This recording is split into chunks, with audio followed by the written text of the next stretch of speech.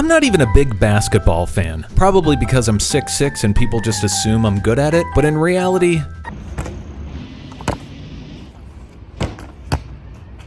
but whenever I caught NBA highlights on TV, the Jazz uniforms have always struck me as uniquely beautiful. So I wanted to cover their uniform history and team name. In 1974, the city of New Orleans was awarded an expansion NBA team, and even without a team name in place, they already had their colors chosen. They knew they wanted Mardi Gras colors: purple, which is supposed to stand for justice, green for faith, and gold for power. All they needed now were players, a full front office, and most importantly, a team name. As is common for expansion teams, a naming contest was held. The final choices were Dukes, Crescents, Pilots, Cajuns, Blues, Deltas, Knights, and Jazz. Now, none of these names are inherently bad, but just looking at this list, it's really hard not to see Jazz as the clear winner. Even just the image and the feeling that the word jazz creates in your mind perfectly complements the sport of basketball. Just look how this royalty-free jazz music makes this royalty-free basketball footage look watchable.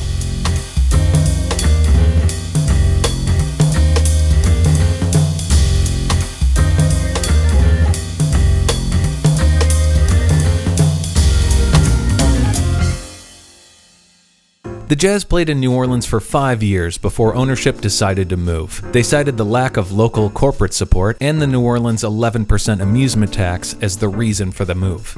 Salt Lake City was then chosen because even though they're a small market, they had shown that they could support a professional team. The only problem was that they decided to move so close to the start of the season that they didn't have time to do a uniform or even a name change. So they stuck with Jazz, despite the fact that everybody knows that Utah is very Mormon and probably outlawed the trumpet sometime in the 1900s. But here we are decades later, and the NBA team in Salt Lake City is still called the Jazz. And you know what? I'm completely fine with it. With the Utah Jazz, the name is more about the sport than the region. A lot of NBA teams have this in common. There's no Bulls in Chicago, there's no Kings in Sacramento, and for the Los Angeles Lakers, let me just check real quick. Looking for even one lake here. Okay, Concrete River. What a beautiful city. Oh, here.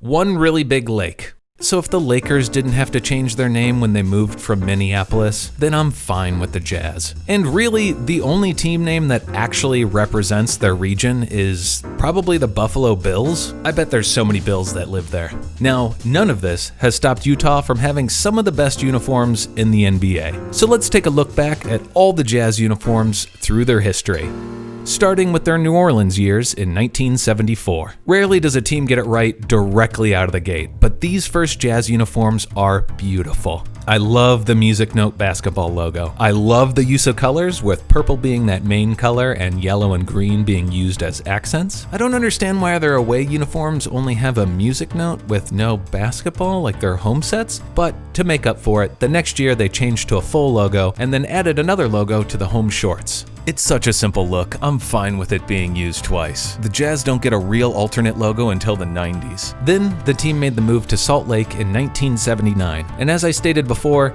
they didn't have time to change, so that year they went with basically the exact same uniform. After a few seasons in Utah, they decided they wanted to try something different with their away look, and in 1981 they switched over to a green set with yellow accent colors and no purple. I much prefer the previous design. Even with all this yellow, they still give off a very Boston Celtics vibe to me. Plus, purple is a way better color for a mountainous region. I do love how the Music Note logo is finally on the away shorts though. In 1984, they decided to switch back to that purple look with no logo on the shorts, but added Utah to the word mark. I don't hate the look, and if you're gonna put your location on any set, it should be the away set so casual opposing fans know where you're from. They also went with a yellow logo and numbers with white accents for the first time, and it really makes this whole look way more colorful. In 1986, they made the very first real change to their home look when they carried over the word Utah to that logo.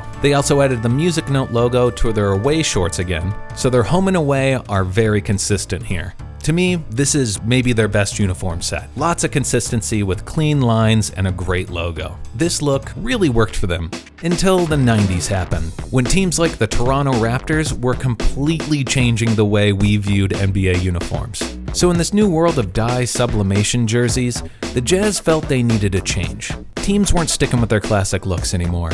They were seen as boring and old. Teams like the Atlanta Hawks switched from this to this.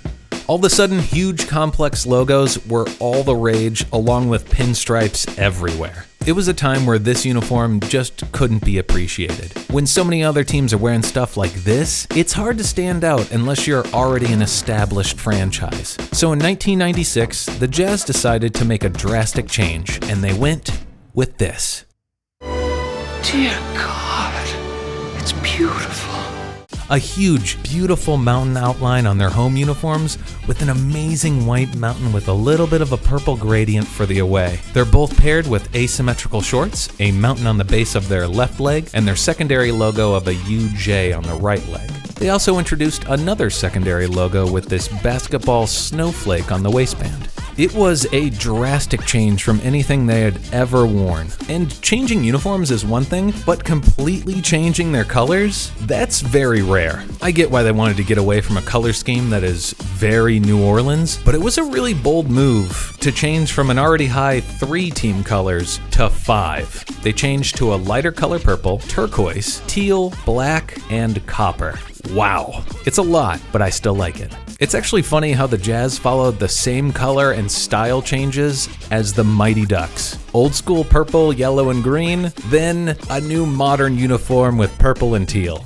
Have you guys ever seen a flock of ducks flying in perfect formation? It's beautiful. Pretty awesome the way they all stick together. Birds.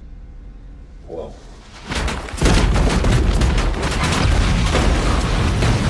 Pretty awesome the way they all stick together.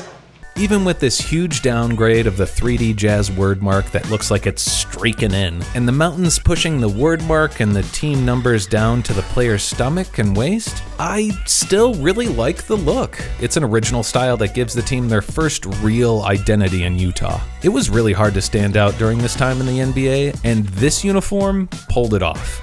I always love seeing Stockton Malone highlights, in part because of this uniform. In 1998, they introduced a new black alternate that was awful. They switched from looking like the Mighty Ducks to the bad guys in the Mighty Ducks. And they stuck with that look for a while until the early 2000s, and then suddenly everybody had to have really lame uniforms. No style, no personality.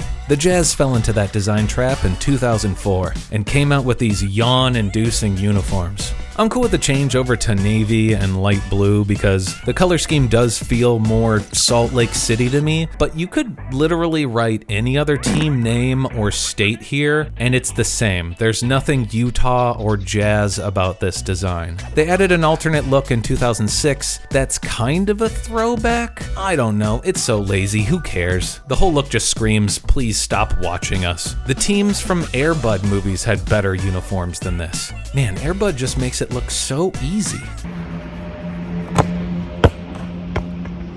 That's the closest one, we'll use that. In 2010, they finally decided to go back to their best logo with that basketball note. It's a lot like their original look, but now they're navy, green, and yellow. I love this look so much. The color scheme brings in their past, but also keeps it more Salt Lake than New Orleans. I love how they use their colors on the logo, too. In 2011, they introduced a green alternate that's okay. Then, in 2016, they revealed new uniforms that are basically the same, but if you started to erase the stripe on the side and quit. They also changed the number font to some generic futuristic style. It's all kind of a downgrade. They also revealed an alternate sleeved uniform that is amazing, but it's a little bit more fitting of a soccer team than a basketball team. And I think that was kind of the point with the World Cup being that year. I usually hate sleeved jerseys, but this looks good with or without them. In 2017, they added a yellow alternate that looks a little too Indiana Pacers for me. But they also added an amazing city jersey that looks like sunset over the mountains. I love this look. Really stunning on the court and a great change of pace. Then, in 2019, they brought back their iconic 90s look as a throwback, and it's never looked better. This design with modern fabrics, a better cut, and more vibrant colors. It's such a wonderful look that still holds up today. I hope they keep these throwbacks until they do a refresh down the road. So, that is the visual history of the Utah Jazz uniform. Overall, some really good sets mixed in with some boring ideas and only a couple stinkers. The Jazz are a team that have two great looks between these two, and moving forward, I would love to see them figure out a way to merge these looks together. I am really excited to see what this team will do in the future. Thanks so much for watching. If you like uniform talk, check out my NFL uniform review series. If you're more of a cat person, then I think you'll enjoy my animations. Please subscribe for more great content.